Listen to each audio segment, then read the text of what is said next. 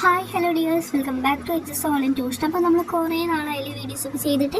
അപ്പോൾ ഇന്ന് നമ്മൾ SLC ജോഗ്രഫി ചാപ്റ്റർ 3 ഏതാണ് chapter from the rainy forest to the land of permafrost എന്ന് പറഞ്ഞിട്ടുള്ള ചാപ്റ്ററിലെ ഏറ്റവും ഇമ്പോർട്ടൻ്റ് ആയിട്ടുള്ള ഘടകങ്ങളാണ് നമ്മൾ ഇന്ന് മെയിനായിട്ട് നോക്കാൻ വേണ്ടി പോകുന്നത്. എന്താണ് സംഭവം? അതേപോലെ തന്നെ ഞാൻ മേലൊരു വീഡിയോ ടാഗ് ചെയ്തിട്ടുണ്ട്, അപ്പോൾ കണ്ടു നോക്കുക. നമ്മുടെ എക്സാംസിനൊക്കെ ഭയങ്കര യൂസ്ഫുൾ ആയിരിക്കും കേട്ടോ. ഇതിൻ്റെ നോട്ടുകൾ കിട്ടണമെന്നുണ്ടെങ്കിൽ നമ്മൾ വാട്സപ്പ് ചാനലിൽ ജോയിൻ ചെയ്യുക. അബ്സല്യൂട്ട്ലി ഫ്രീ ആണ്. അപ്പോൾ എല്ലാ നോട്ടുകളും അവിടെ ലഭിക്കുന്നതാണ് കേട്ടോ. അതുപോലെ തന്നെ ഇതുപോലുള്ള കൂടുതൽ വീഡിയോസിനായി നമ്മുടെ ചാനൽ സബ്സ്ക്രൈബ് ചെയ്ത് സപ്പോർട്ട് ചെയ്യുക കേട്ടോ. അപ്പോൾ ഒട്ടും വൈകിക്കണില്ല, നമ്മൾ നേരെ ചാപ്റ്ററിലേക്ക് കിടക്കുകയാണ്. രണ്ട് കാര്യങ്ങളാണ് നമുക്ക് പഠിക്കാനുള്ളത് അല്ലേ? എന്തൊക്കെയാണ്? ഒന്നാമത്തേന്ന് പറഞ്ഞു കഴിഞ്ഞാൽ ഇക്വറ്റോറിയൽ ക്ലൈമറ്റിക് റീജിയൻ, രണ്ടാമത്തെ ടുണ്ട്ര ക്ലൈമറ്റിക് റീജിയൻ. ഓക്കെ, ഇവിടെ മെയിനായിട്ട് നമ്മൾ എന്താണ് പഠിക്കുന്നത്?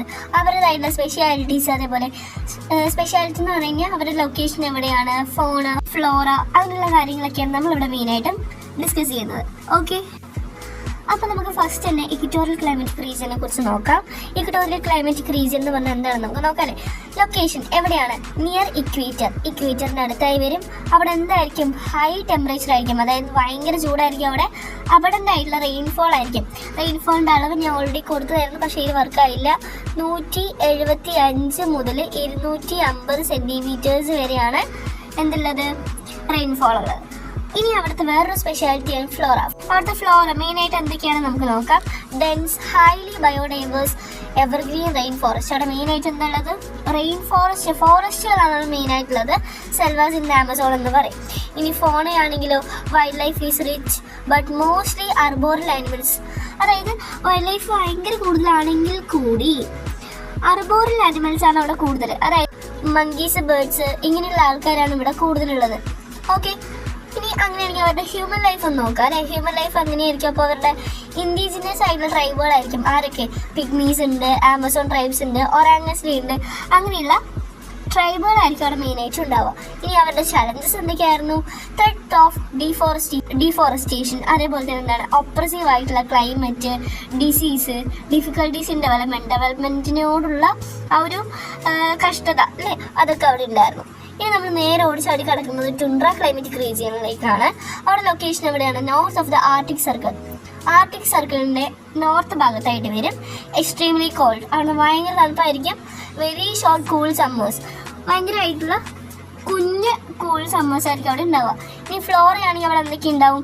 മോസസ് ഉണ്ടാവും, ലിച്ചൻസ് ഉണ്ടാവും, ദ്വാർ ഷ്രബ്സ് ഒക്കെ ഉണ്ടാവും. ഫോണയോ പോളാർ ബിയേഴ്സ് ഉണ്ടാവും, ആർട്ടിക് ഫോക്സസ് ഉണ്ടാവും, മസ്കോട്ട്സ് ഉണ്ടാവും, മൈഗ്രേറ്ററി ബേർഡ്സ് ഒക്കെ ഉണ്ടാവും. ഹ്യൂമൻ ലൈഫ് ആണെങ്കിലോ ലോ പോപ്പുലേഷൻ ഡെൻസിറ്റി. ഇവിടെ പോപ്പുലേഷൻ ഡെൻസിറ്റി കുറവാണ്. എന്തുകൊണ്ടാണ്? കാരണം അവിടെ അത്രയും തണുപ്പല്ലേ, അതുകൊണ്ടാണ്. അവിടെ മെയിനായിട്ടും ഇൻഡിജിനസ് ട്രൈബ്സ് ആയിട്ടുള്ള ഇസ്കിമോസും ലാപ്പാസ് ഒക്കെ ആയിരിക്കും അവിടെ മെയിനായിട്ടും ഉണ്ടാവുക. ഇനി ഇവിടുത്തെ ക്ലൈമറ്റിക് ചേഞ്ച് എന്താണെന്നറിയോ?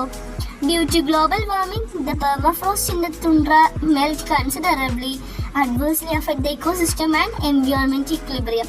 നമ്മുടെ എക്കോസിസ്റ്റത്തിനെയും എൻവയോൺമെൻറ്റ് ഇക്വിലിബ്രിയത്തിലെയും നല്ലപോലെ അഫക്റ്റ് ചെയ്യുന്നുണ്ട്.